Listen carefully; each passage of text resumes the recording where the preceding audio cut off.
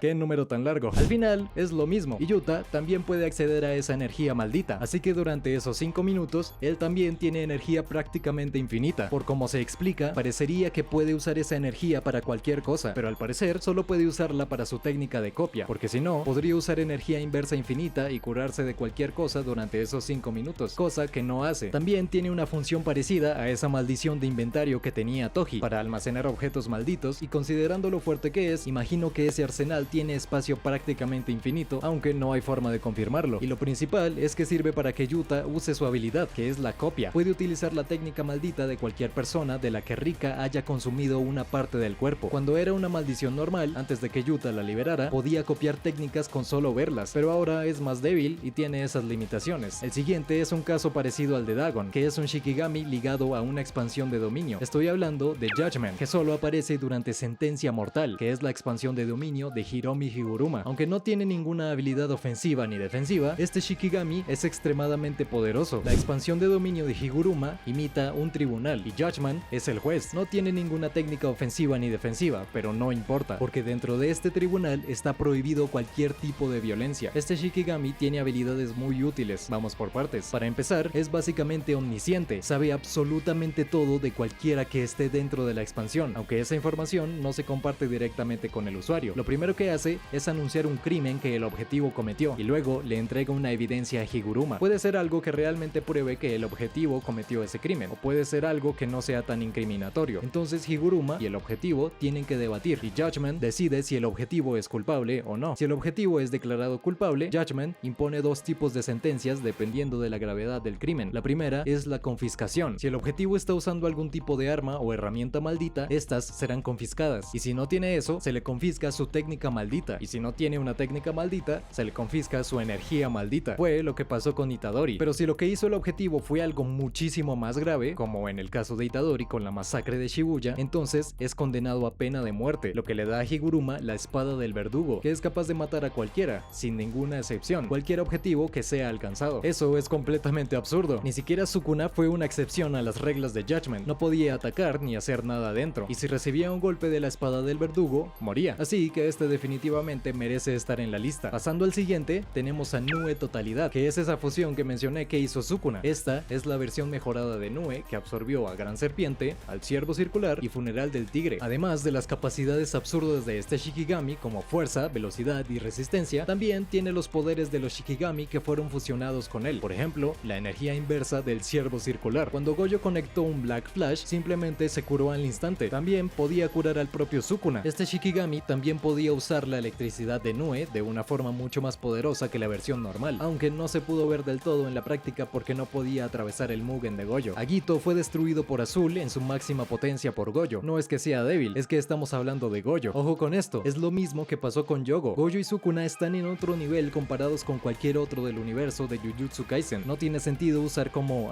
murió contra un ataque de Gojo como referencia, porque eso es lo normal, así que así tiene que ser. Agito era tan poderoso y útil para Sukuna que el propio Gojo dijo que tendría que centrarse en él y que no podía pelear tranquilamente con él ahí presente. De cualquier forma, todavía dentro de las 10 sombras llegamos al primer lugar, y como era de esperarse, el Shikigami más poderoso de Jujutsu Kaisen, el general divino de las 8 hojas divergentes del Sila, Mahoraga. Este Shikigami es tan absurdo que ningún usuario de las 10 sombras, con excepción de Sukuna, logró dominarlo. Mientras que todos los otros Shikigami requieren un solo sello de manos, este necesita todo un ritual, algo básicamente loco con encantamientos y ese tipo de cosas. Es tan poderoso que en el pasado, el líder del clan Zenin estaba peleando contra el líder del clan Gojo, que tenía el ilimitado y los 6 ojos, y Mahoraga mató a ambos. El tipo se confió demasiado, invocó a Mahoraga, y ni él ni Gojo de esa época pudieron resistirlo. Eso también demuestra lo absurdamente fuerte que es el Gojo actual, que peleó contra Mahoraga, contra Agito y contra Sukuna. Pero, ¿por qué Mahoraga es tan poderoso? Para empezar, es muy rápido, muy fuerte y muy resistente. Resistió varios cortes de Sukuna. Claro, era un Sukuna de 15 dedos, y tampoco estaba peleando al máximo porque quería divertirse, pero aún así esos ataques de Sukuna ya habían eliminado hechiceros de grado 1 y grado especial. Pero además de esos atributos básicos, Mahoraga también tiene la espada de exterminio, que es esa hoja que tiene en el brazo y que está cargada con energía positiva, y ya vimos lo que la energía positiva de Yuta le hizo a Kurobushi. Mahoraga puede hacer one shot a cualquier maldición, puede exorcizar cualquier maldición con solo tocarla con esa espada. Eso pasaría incluso con una pequeña cantidad de energía positiva, pero considerando lo fuerte que es, claramente no es poca cosa. Pero si quiere, puede revertir esa energía positiva en energía maldita dentro de la espada, como hizo durante su pelea contra Sukuna. Y llegamos a su habilidad principal, que es la adaptación. Mahoraga tiene una rueda sobre su cabeza, y cada vez que recibe un ataque, empieza a analizarlo. Y si recibe ese ataque varias veces, ese proceso se acelera. Cuando termina de analizarlo, la rueda gira. ¿Qué significa eso? Que Mahoraga se vuelve completamente inmune a ese ataque, y no se adapta a un ataque específico, se adapta al concepto en sí. Por ejemplo, Sukuna tiene dos tipos de cortes, pero Mahoraga no se adaptó a un corte en específico, se adaptó al concepto de cortar en general. Entonces, si alguien apareciera con una espada, por ejemplo, no le haría absolutamente nada a Mahoraga. Y además de esa habilidad, Mahoraga también analiza a su oponente y desarrolla formas de enfrentarlo. Así que mientras más tiempo pasa en una pelea contra Mahoraga, más difícil se vuelve a enfrentarlo. Y si tienes una técnica muy simple, por ejemplo, sería imposible derrotar a Mahoraga, a menos que lo elimines de un solo golpe. Él se va a adaptar y se volverá inmune a tu técnica. Y otra cosa muy interesante de pensar es lo que mencioné antes. Cuando un Shikigami de las 10 sombras es destruido, puede transferir su poder a otro. Eso significa que todavía no hemos visto al Shikigami más poderoso posible. Imagínate que todos los Shikigamis mueren excepto uno, y ese último absorbe el poder de todos los demás. Tendrías un Shikigami súper fuerte, súper rápido, súper resistente, capaz de usar electricidad, de usar energía maldita inversa, de volar, de lanzar agua, con una embestida absurda que lo hace más fuerte cuanto más corre, con una espada cargada de energía inversa, o incluso completamente cubierta pasa por ella. Con la adaptación de Majoraga, sería literalmente la cosa más poderosa de todas. ¿Se te ocurre alguien que pudiera vencer a este Shikigami, aparte de Sukuna y Goyo? Yo sinceramente no.